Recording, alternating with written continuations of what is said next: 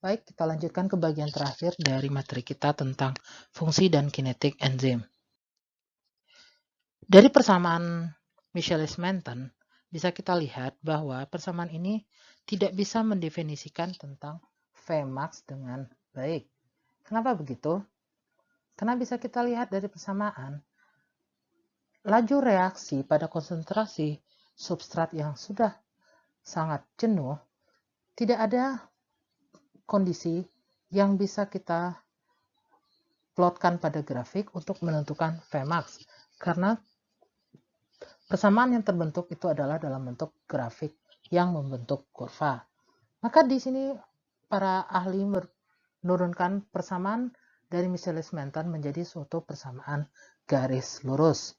Persamaan garis lurus ini itu bisa memplotkan laju reaksi dengan substrat menjadi suatu bentuk garis linear sehingga bisa didapatkan konsentrasi substrat yang bisa digunakan untuk mencapai atau untuk bisa menentukan nilai Vmax dari reaksi tersebut. Kita tidak akan bahas bagaimana penurunan dari persamaan Michaelis-Menten menjadi persamaan dari Lineweaver-Burk ini. Yang kita perlu perhatikan di sini, dari persamaan Lineweaver-Burk, kita bisa menentukan nilai 1/km.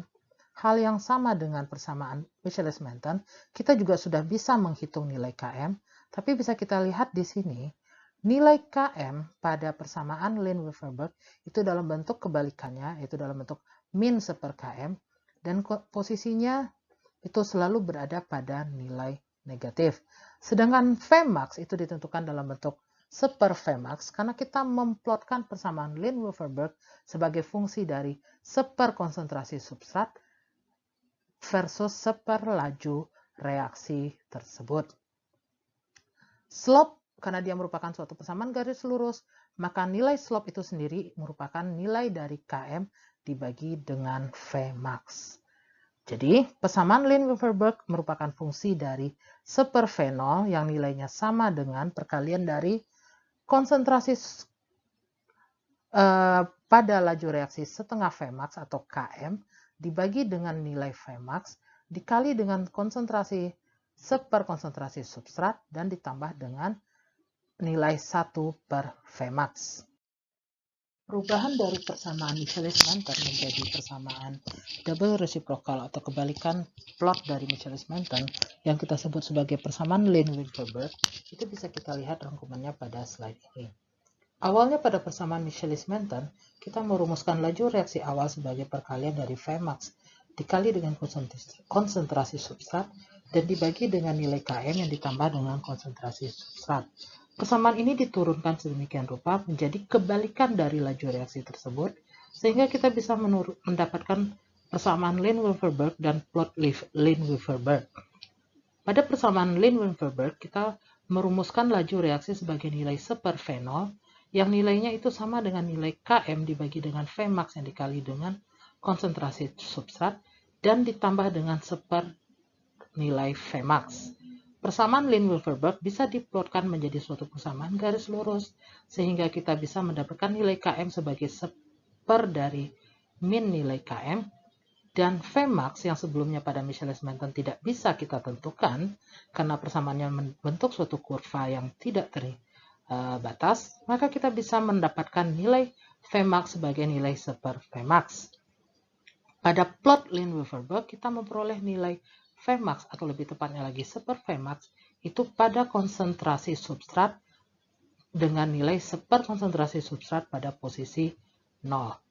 Nilai Km baik dari persamaan Michaelis-Menten atau Lineweaver-Burk itu menunjukkan nilai yang sama, yaitu konsentrasi substrat pada saat reaksi mencapai setengah dari laju Vmax. Km memiliki, karena dia menunjukkan konsentrasi substrat, maka Km itu adalah dinyatakan unitnya sama dengan nilai konsentrasi, yaitu dalam satuan konsentrasi baik molar, mikromolar, ataupun nanomolar. Maka sebagai rangkuman dari persamaan yang sudah kita bahas pada slide sebelumnya dan slide ini, persamaan Michaelis-Menten itu dinyatakan sebagai nilai V0, kemudian persamaan dari Lineweaver-Burk dinyatakan sebagai 1/V0. Dan sebagai tambahan, kita juga bisa menentukan suatu nilai konstanta, yaitu disebut sebagai konstanta katalitik. Konstanta ini menunjukkan nilai turnover dari suatu enzim saat dia mencapai konsentrasi tertentu pada waktu tertentu. Sekarang kita akan coba menerapkan persamaan Lin-Weaverberg dan grafik Lin-Weaverberg untuk menghitung nilai Km dan nilai dari suatu laju reaksi maksimal dari suatu percobaan. Jadi dengan menggunakan persamaan Lin-Weaverberg kita bisa menggunakan suatu reaksi suatu data eksperimen yang kita peroleh untuk menentukan kinetika dari reaksi enzim. Jadi jika dari suatu data dilakukan percobaan dengan variasi konsentrasi substrat seperti pada tabel ini, maka diperolehlah laju reaksi dari setiap konsentrasi substrat yang diberikan. Maka pertanyaan dari contoh soal ini itu adalah, hitunglah bagaimana nilai atau tentukanlah nilai Km dan Vmax dari setiap reaksi yang diberikan pada variasi konsentrasi substrat yang diukur nilai fenolnya.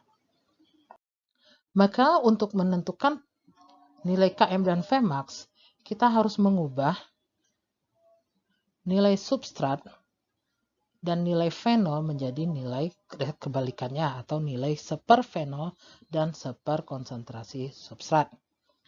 Maka dengan menggunakan Excel ataupun kalkulator, saudara bisa menghitung nilai seper S ataupun seperfenol. Kemudian nilai ini saudara plotkan dengan menggunakan Excel sehingga saudara memperoleh persamaan linier dari seper S dan seperfenol. Dari persamaan linier ini saudara juga bisa menghasilkan persamaan garis lurus yang bisa digunakan nanti untuk menghitung nilai seperfenol pada konsentrasi seper S sama dengan 0 dan nilai min seper Km pada nilai seperfenol sama dengan 0.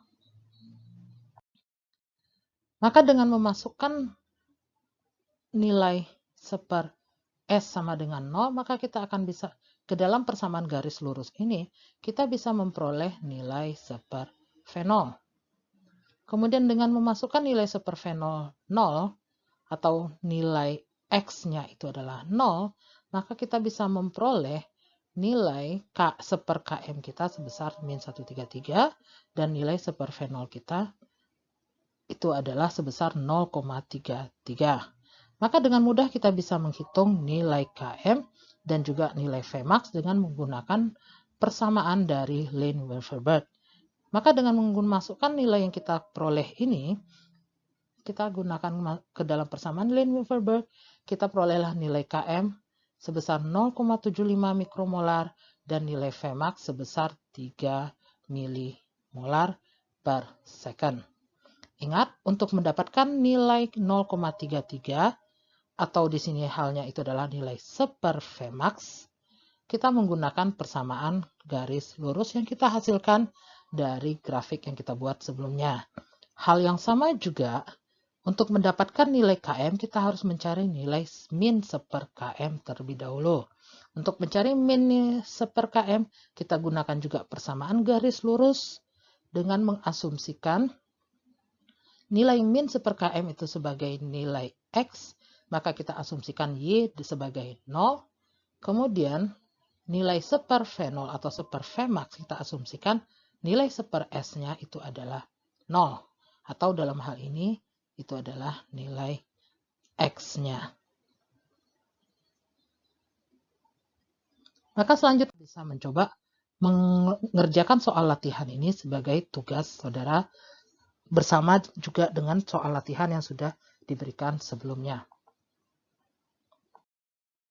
Sekarang kita lanjutkan lagi sedikit tentang kinetika dari enzim atau parameter-parameter yang digunakan untuk menghitung kinetika atau mempelajari kinetika enzim. Tadi sudah disinggung, kalau kita mempertimbangkan konstanta kesetimbangan dari perubahan E tambah P menjadi ES, kemudian ES menjadi E. Saya ulangi lagi, kalau kita memperhitungkan perubahan E tambah S menjadi ES dan ES menjadi E tambah P, maka kita bisa menentukan suatu konstanta lain yang kita sebut sebagai nilai Kkat atau yang menunjukkan nilai turnover dari enzim sebagai rumus Kkat sama dengan Vmax dibagi konsentrasi enzim pada suatu waktu tertentu.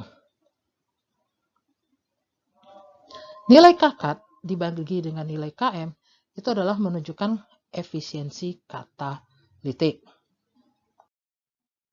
Maka setiap enzim juga akan ditentukan parameter nilai Kkatnya. Jadi beberapa enzim memiliki nilai Kkat dengan nilai Kkat tadi memiliki satuan atau unit sebagai satuan waktu. Jadi dari yang terbesar memiliki waktu per 4, semakin singkat waktunya dan semakin lama waktu yang diperlukannya. Sedangkan nilai Km itu dengan satuan konsentrasi, dalam hal ini misalnya dicontohkan dalam konsentrasi milimolar. Semakin sedikit nilai konsentrasi dari Km, artinya semakin sedikit substrat yang diperlukan untuk memulai reaksi menjadi enzim substrat dan dihasilkan produk. Maka dengan semakin tinggi nilai Km, artinya semakin lama waktu yang diperlukan untuk, atau semakin banyak konsentrasi substrat yang diperlukan untuk bisa memulai reaksi E tambah S membentuk ES dan menjadi produk. Untuk memahami lebih lanjut hubungan nilai Kkat dengan nilai Km, kita bisa lihat ilustrasi pada dua mobil ini. Jika mobil pertama yang berwarna merah ini memiliki kemampuan kecepatan itu sampai 320 km per jam, artinya sangat tinggi, maka ini bisa kita asumsikan sebagai nilai Kkat. Maka untuk mencapai jumlah kecepatan ini dibutuhkanlah jumlah bensin atau bahan bakar yang banyak. Jumlah bahan bakar yang banyak untuk mencapai laju sampai 320 km per jam inilah yang kita sebut sebagai nilai Km-nya, yaitu konsentrasi yang dibutuhkan untuk mencapai setengah laju reaksi. Sedangkan pada mobil yang kedua, mobil ini memiliki nilai Kkat yang rendah karena mobil ini mampu mencapai kecepatan hanya sampai 190 km per jam. Artinya juga dibutuhkan sedikit bahan bakar yang digunakan untuk mencapai setengah laju reaksi. Maka kesimpulan yang bisa kita tarik dari perbandingan dua mobil ini, pada mobil yang kedua untuk mencapai setengah laju reaksinya itu terjadi, kita bisa menyimpulkan adanya efisiensi dari bahan bakar dan inefisiensi bahan bakar untuk mencapai kecepatan tertentu.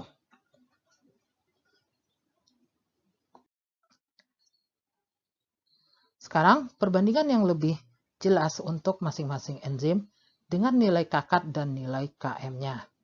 Maka di sini diilustrasikan, ditabelkan nilai Kkat dari masing-masing enzim dan nilai Km dari masing-masing enzim dan efisiensi dari enzim tersebut.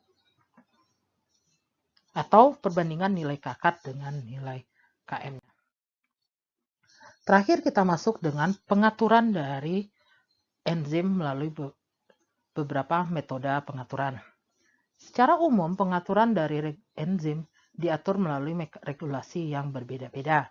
Regulasi enzim bisa dikelompokkan menjadi kelompok regulasi allosterik, kemudian regulasi dengan cara modifikasi kovalen yang bersifat reversibel, ataupun melalui pemotongan secara proteolitik, regulasi melalui feedback inhibisi, ataupun regulasi melalui cara isoenzim. Kita hanya akan bahas beberapa saja dari semua metode regulasi enzim ini. Pertama, kita akan bahas metode regulasi dengan secara allosterik. Regulasi secara allosterik itu biasanya melibatkan ikatan non-kovalen yang bersifat reversibel. Ikatan non-kovalen itu terjadi pada sisi allosterik. Jika kita lihat pada ilustrasi ini, sisi allosterik itu adalah suatu sisi pada enzim yang bukan sisi aktif dari enzim tersebut. Pada sisi allosterik ini, yang diilustrasikan pada posisi ini, itu akan terikat suatu molekul yang bisa mengaktifasi ataupun mendeaktifasi enzim. Reaksi yang terjadi itu bisa saja secara non-kovalen ataupun secara kovalen. Jadi regulasi allosterik melibatkan pengikatan suatu molekul regulator pada sisi allosterik atau pada sisi modulatornya. Regulasi allosterik tadi bisa bersifat pengikatan secara kovalen ataupun non-kovalen. Kalau dia pengikatan secara kovalen, maka kita bisa mengelompokkan kovalen atau non-kovalen. Tadi kita bisa kelompokkan lebih detail dengan cara apakah pengikatannya itu bersifat reversibel atau irreversibel. Kalau dia bersifat reversibel, maka regulasinya itu bisa bersifat kompetitif dengan substrat, maka kita sebut sebagai inhibisi kompetitif, ataupun dia tidak perlu berkompetisi dengan substrat, maka kita sebut sebagai regulasi inhibisi unkompetitif. Bahkan ada enzim yang menggunakan kombinasi dari kompetitif ataupun unkompetitif tadi. Jika pengikatannya itu bersifat permanen, maka bentuk inhibisinya akan lebih bersifat irreversibel. Maka memiliki istilah yang kita sebut sebagai inaktivasi dengan cara menonaktifkan substrat. Substrat mengaktifkan enzim dengan cara melakukan pembunuhan atau penonaktifkan dari enzim tersebut. Sekarang kita lihat ilustrasi bagaimana cara kerja mekanisme inhibisi reversibel, baik yang bersifat kompetitif ataupun non-kompetitif. Jika inhibisi reversibel itu bersifat kompetitif, artinya substrat dan juga molekul inhibitornya akan berkompetisi pada sisi aktif untuk saling berinteraksi dengan enzim. Maka jika salah satu dari substrat ataupun inhibitor konsentrasinya akan meningkat atau diberikan lebih banyak, maka konsentrasi yang lebih banyaklah yang akan menang. Maka jika kita lihat pada grafik ini, jika suatu enzim hanya berinteraksi dengan substratnya saja, maka inilah laju reaksi yang terbentuk. Sedangkan jika kita beri suatu inhibitor yang sifatnya tadi kompetitif, maka dia akan menurunkan laju reaksi tersebut. Akan tetapi, jika konsentrasi substrat jauh lebih banyak dari konsentrasi inhibitor, maka laju reaksi tetap akan bisa berlangsung. Kemudian kita lihat lagi dengan inhibisi non-kompetitif. Pada inhibisi non-kompetitif, inhibitor akan terikat pada bagian lain dari enzim. Kemudian, saat enzim terikat dengan inhibitor, maka substrat tidak akan bisa lagi berinteraksi dengan enzim. Maka mekanisme ini kita sebut sebagai mekanisme inhibisi non-kompetitif. Maka bisa kita lihat pada persamaan yang menunjukkan perubahan laju reaksi saat adanya inhibitor non-kompetitif pada grafik yang berwarna biru ini. Maka jika ini laju reaksi substrat, maka bisa kita lihat dengan adanya inhibitor non-kompetitif, maka laju reaksi betul-betul turun dengan sangat drastis jika dibandingkan tanpa ada inhibitor. Atau bisa dikatakan hampir tidak ada lagi aktivitas dari enzim tersebut. Maka bisa disimpulkan beberapa prinsip dari cara kerja inhibitor yang bersifat reversibel. Umumnya dia akan terikat melalui mekanisme atau interaksi non-kovalen. Kemudian inhibitor ini biasanya itu akan memiliki kesetimbangan yang bersifat dinamis, jadi bisa terikat dengan enzim ataupun bisa tidak terikat dengan enzim. Biasanya mekanisme inhibisi ini banyak digunakan pada jalur-jalur metabolisme yang ada pada sel untuk meregulasi aktivitas dari enzim. Kemudian kita masuk ke mekanisme inhibisi selanjutnya, yaitu mekanisme inhibisi irreversibel.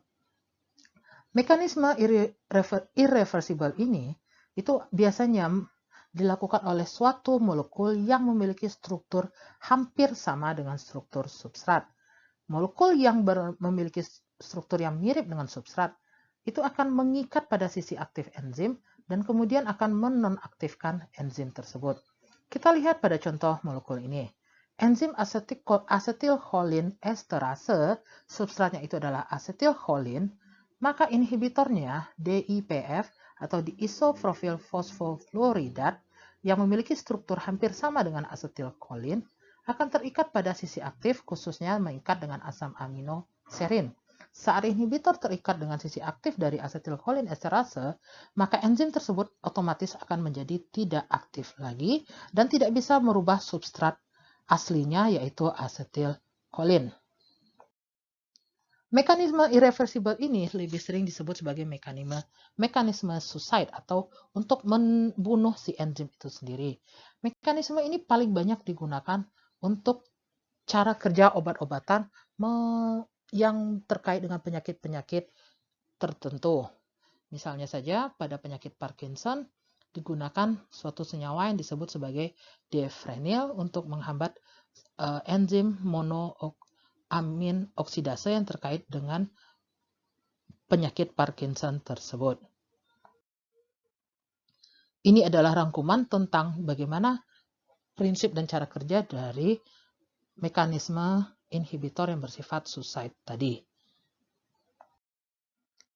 Beberapa senyawa-senyawa lain yang juga memiliki struktur yang hampir sama dengan substratnya juga digunakan sebagai inhibitor untuk yang bekerja sebagai suicide bagi enzimnya.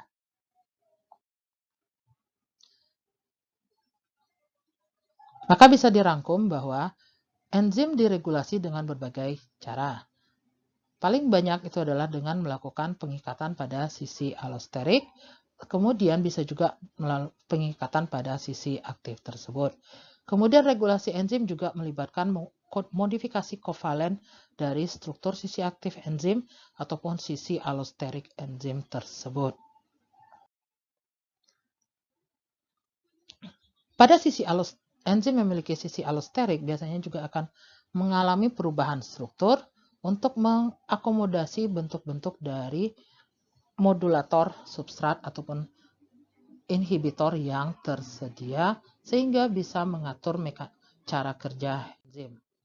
Maka sebagai penutup, saudara akan memiliki tugas yang terkait dengan aplikasi enzim di bidang industri bisa saudara kerjakan di media e-learning saudara secara berkelompok nantinya. Silakan baca informasi detailnya pada e-learning.